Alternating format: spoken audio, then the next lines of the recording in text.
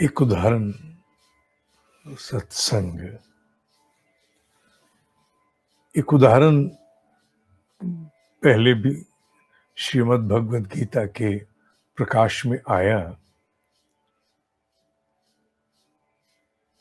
अर्जुन दोष किसे देता है? दोष से तो मैंने सृष्टि रची है, कहां दोष ढूंढ रहा है? बाहर, अपने से बाहर। पहला दोष तो मैंने पहले प्रत्यक्ष देव को दे दिया, अग्नि को धुआं। पंचभूतों में पहला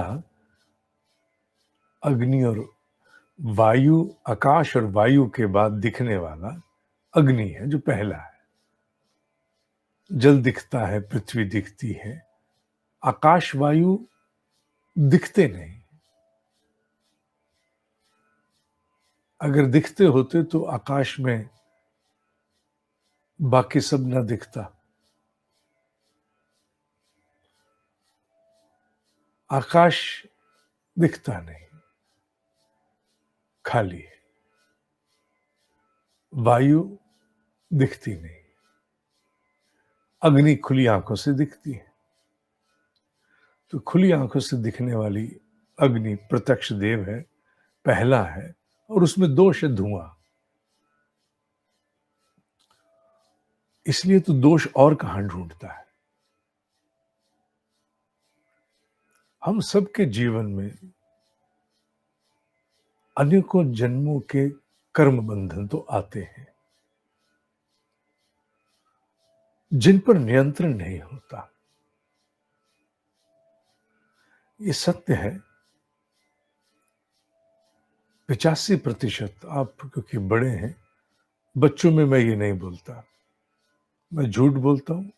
हाँ, मैं झूठ बोलता हूँ बच्चों में। जब कभी पहले स्कूलों कॉलेजों में जाना होता था, बहुत जाते थे, तो झूठ बोलते थे। क्यों झूठ बोलते थे? क्योंकि उनके लिए वो सच है। सच की परिभाषा समय और व्यक्ति के अनुसार होती है बाबू। आपको तो हम कह सकते हैं कि मनुष्य के बदले जा पाने वाले भाग्य की सीमा जीवन में 85% होती है। बच्चों को कहते थे 97%। तो आप 12% झूठ, हाँ 12% झूठ बोलते थे, सोच के बोलते थे। अन्यथा बच्चा हर चीज उसी में डालेगा। उनको बोलते थे 97% इज इन योर हैंड्स, वो तुम्हारे हाथ में। पर ब्रह्म ऋषियों का उल्लेख है, किसी आर्ष ग्रंथ में तो ऐसा नहीं लिखा। आप कहो कि मुझे उल्लेख बताइए, साइटेशन दीजिए, कहां छपा है, कहां लिखा है? ब्रह्म ऋषियों की समझ जो समय समय पर अवतरित हुई, प्राप्त हुई, उसके अनुसार, विशेष रूप से वर्तमान काल के जो अभी होके गए 20वीं सदी के ब्रह्म ऋषि, उनके यहां से समझ आती है कि मनुष्य का बदले जा पाने वाला भाग्य 85% है। जहां आप बहुत कुछ नहीं कर सकते, वो 15% है। प्रारब्ध, जिसे मिटाना, काटना मुश्किल है। हाँ, प्रारब्ध को भी आप बहुत कठोर तप के द्वारा ढीला कर सकते हो, मिटा नहीं सकते। मिटाना तो ब्रह्म ऋषियों के बस का, और वो कभी करते नहीं है। क्यों? क्योंकि मनुष्य को बहुत सा शिक्षण भी जीवन के लिए चाहिए होता है। अतः ये 15% जो है, ये कठोर है। आपके अनुष्ठानों से एक तो आपकी क्षमता बढ़ती है वहन करने की, और दूसरा इनका क्षय भी होता है। इस 15% का भी क्षय होता है। पर पूरी तरह से आप चाहो मैं इसे हटा दूं, नहीं, नहीं मिटा पाओगे, वो संभव नहीं है। और वो 15% में से जो बीज बचा, आप तप करते गए, वो ढीला पड़ता गया। आप तप करते गए, अनुष्ठानों करते गए, ध्यान साधना करते रहे, ढीला हुआ, गया नहीं, ढीला हुआ, गया नहीं। तलवार की सुई बनी तो नहीं बनी, हाँ, तलवार से हो सकता है कि कोई नोकीली चीज दूसरी बन गई हो, इतना प्रभाव कम हो गया। और जब तप ही जीवन हो जाता है और आगे चल के, उसमें फिर सब छोड़ना पड़ता है। उसमें फिर यह अध्यापन भी नहीं चल सकता। उसमें तो फिर आप और आपका तप, बस, और कुछ है ही नहीं। पर वो व्यवहारिक हर किसी के लिए नहीं है। 99.9%, 99.9% लोगों के लिए वो व्यवहारिक नहीं है। हम लोग नहीं कर पाएंगे।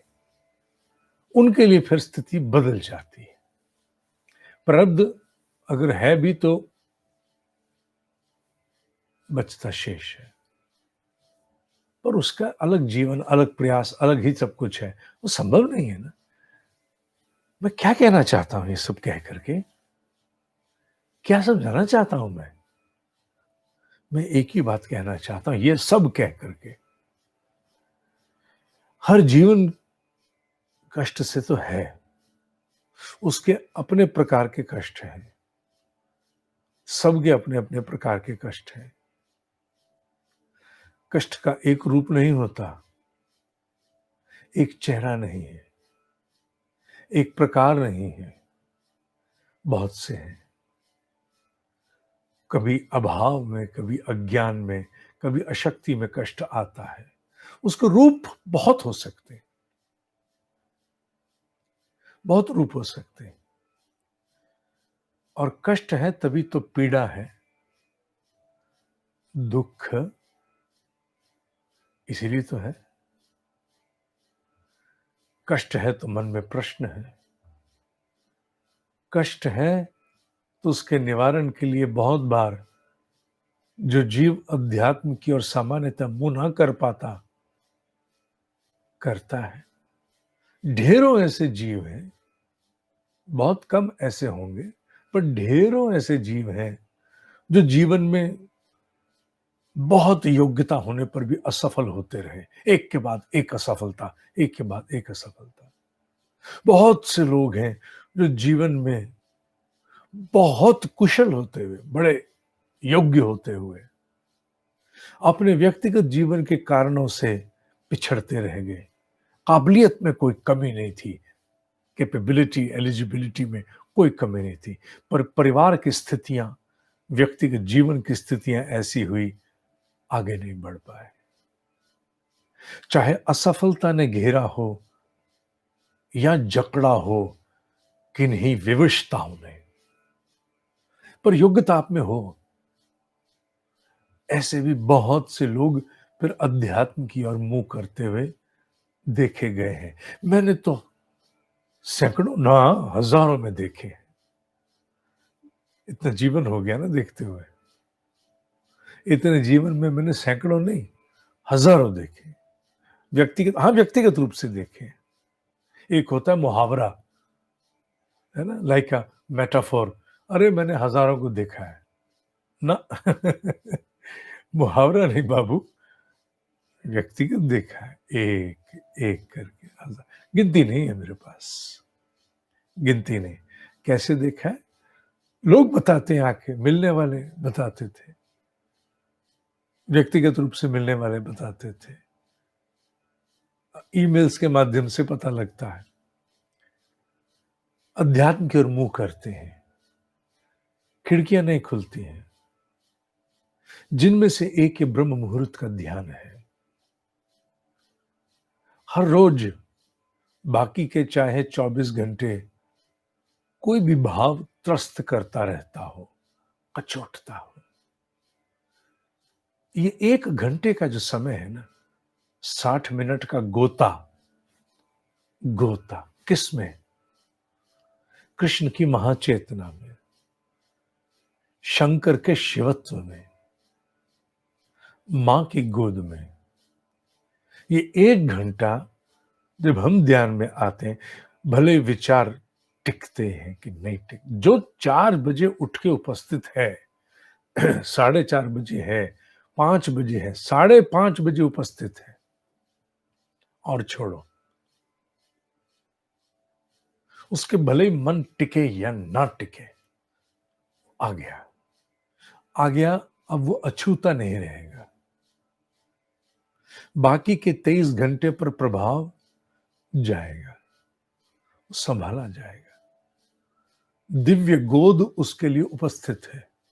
और ये केवल मेरे साथ नहीं है कि आपको मेरे साथ उठ करके ध्यान करने पर यह है ना, मैं हूं क्या, पानी का बुलबुला क्या है, पक उड़ जाता है मनुष्य। मैं नहीं, ये काल, ये वातावरण, आपकी इस समय की अभिरुचि, आपका इस समय का तप, और उन सूक्ष्म जगत के ब्रह्म ऋषियों का आप पर आशीष, आलोक, ये करता है। मैं नहीं, मेरा क्या मतलब, मैं हूं कौन, एक कैमरा लेके सामने बैठा हुआ, मैं कुछ नहीं। जो है वही है, जो है वो ये काल है, प्रातः ब्रह्म का, जो है वो सूक्ष्म जगत की उपस्थिति है, जो है वो तुम्हारा तप है। मेरा कुछ नहीं है, मुझे तुम प्रणाम कर देते हो, काम बन जाता है।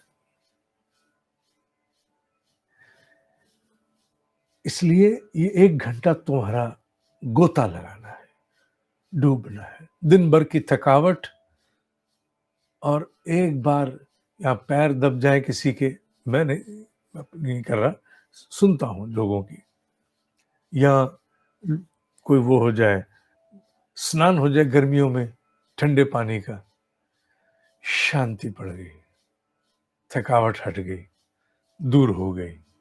ये गोता है, इस गोते का बहुत गहरा मर्म है। इससे तुम्हें अपने आप को सहेजने में, अपनी विकट परिस्थितियों को संभालने में, अपने जीवन के अधूरेपन को वहन करने में, और अपने प्रारब्ध को भी क्षय जितनी सीमा में हो सकता है उतने के लिए प्रयास करने के लिए एक प्रेरणा, एक पुट प्राप्त होता है, जो ये काल देता है, जो ये सूक्ष्म जगत देता है आपको।